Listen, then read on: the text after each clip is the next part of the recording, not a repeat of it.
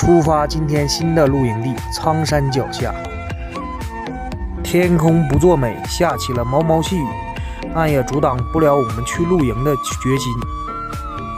继续出发，看一路上的美景，云南的天气还是比较好的。去往露营地的路上，我们经过了大理古城、崇圣寺。崇圣寺就是拍《天龙八部》的取景地。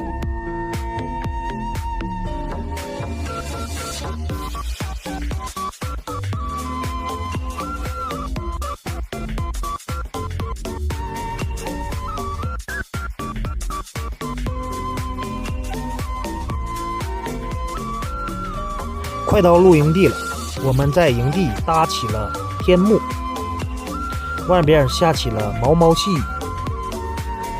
这个天幕我搭的怎么样？为了搭天幕，我俩都淋湿了。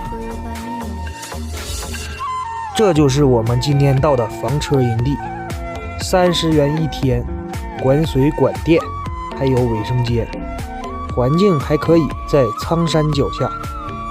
如果有想来的朋友，可以搜317房车营地。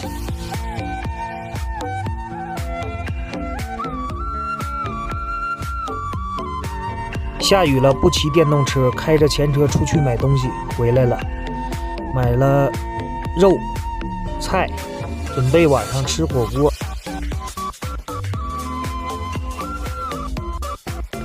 小火锅走起。